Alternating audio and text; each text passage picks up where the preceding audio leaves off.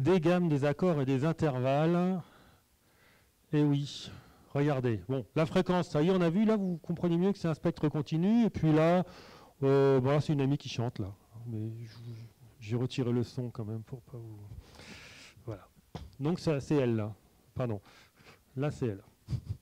Donc vous voyez qu'il y a des harmoniques et tout. Ça, c'est Audacity, c'est le petit logiciel gratuit qui fait ça. Bon.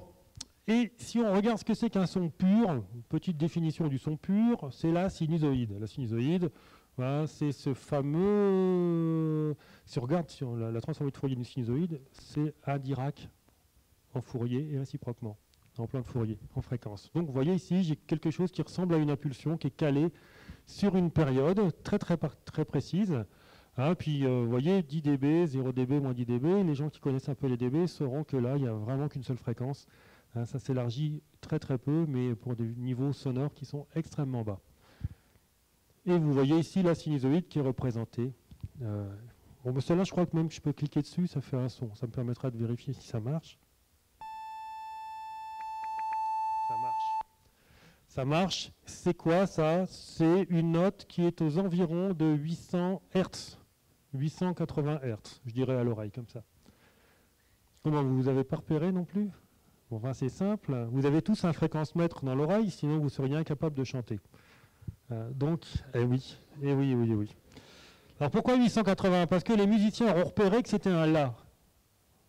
Les bons musiciens l'auront repéré. Moi j'ai fait la sinusoïde, donc je le sais. Je lui ai dit, mets-moi une sinusoïde à 880 Hz. Mais c'est un La.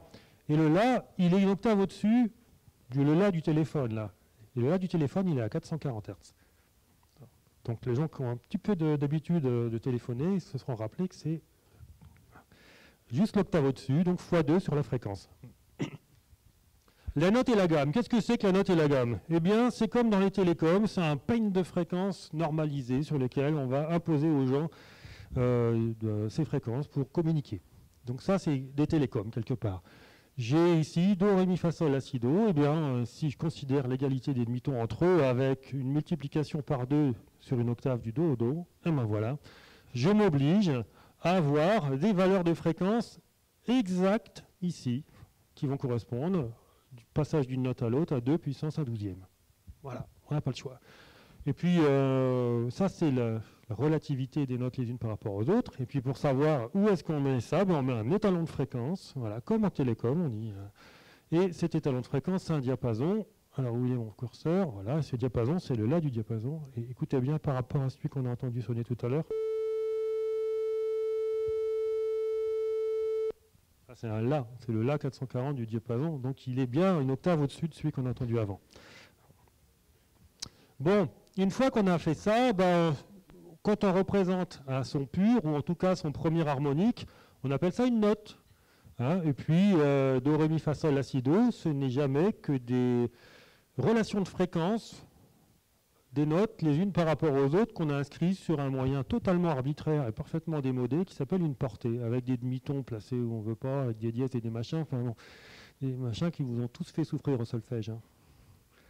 Voilà. Et puis on retrouve la représentation logarithmique quand on veut passer du La qu'on appelle le La 4, qui est le La du diapason, ici. Voilà, le La 3 qui est le La du dernière ligne en clé de Fa, on peut représenter dans clé de Fa, puis après on n'y va pas trop, hein. Mais 27,5 Hz, normalement on pourrait encore entendre.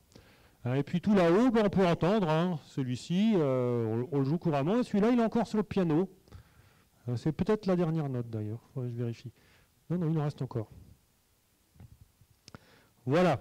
Bon, alors maintenant, on va se demander comment est-ce qu'on fait pour jouer juste. Alors, c'est pas difficile. Hein. Sur le piano, bon, soit on prend un clavier électronique et on fait confiance au fabricant. Soit on prend un clavier du type piano et on fait confiance à l'accordeur, on l'appelle. Parce qu'en général, un piano n'a aucune raison d'être juste. Ça dépend ce qu'on appelle juste. Bon, pour jouer juste, qu'est-ce qu'on fait? On utilise l'une des fréquences normalisées. Si on s'écarte trop de ces fréquences, on va dire que c'est faux. Voilà. Donc ça, c'est le langage courant qui nous dit ça. Vous dites à ça à un violoniste, il dit bah, moi je mets mon doigt là, et puis quand c'est faux, je corrige. Voilà. Mais la définition précise, il ne va pas pouvoir vous la donner.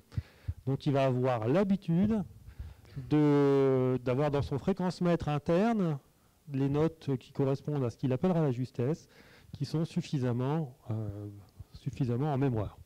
Bon, alors là, bah, j'ai la possibilité de vous montrer un Fa 698, peut-être, je ne sais pas s'il veut. Non, voilà. Avec un La 880. Bon, j'espère que vous appréciez à sa juste valeur. Bon, il y a des harmoniques là, on est très proche du signal carré, ça sature. Hein. Si on s'en écarte trop, c'est faux. Ah oui, mais faux, quelle est la tolérance pour jouer juste? Alors, je vais enfin pouvoir faire des statistiques valides avec 140 personnes. Vous allez me dire si vous entendez la différence. Donc vous allez voir, vous êtes prêts? Un demi-ton, c'est 5,94% de la fréquence en écart. Donc je multiplie par 1,15946 la fréquence d'avant. Ça, c'est un demi-ton. Donc un demi-ton, c'est 5% de la fréquence. Un bon musicien, ça entend 0,5% d'écart. C'est pas mal quand même.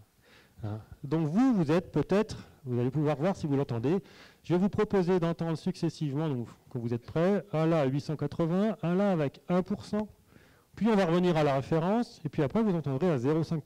Vous êtes prêts? Alors, normalement, je clique n'importe où pour lancer le test. C'est marqué là.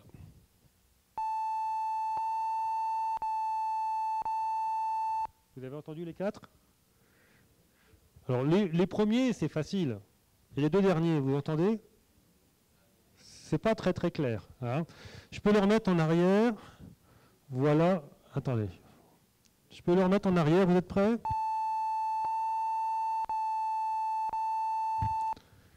Les deux derniers, on n'est pas complètement sûr. Et heureusement, on entend la référence juste avant. Et si on n'entendait pas la référence juste avant, sûrement que ça passerait. Bon. Mais 0,5%, c'est pas suffisant. Les gens qui travaillent dans la musique vous diront 0,5%, c'est pas suffisant. Même si vous l'avez entendu là, c'est pas suffisant. Regardez, on va faire un test, on va superposer les sons.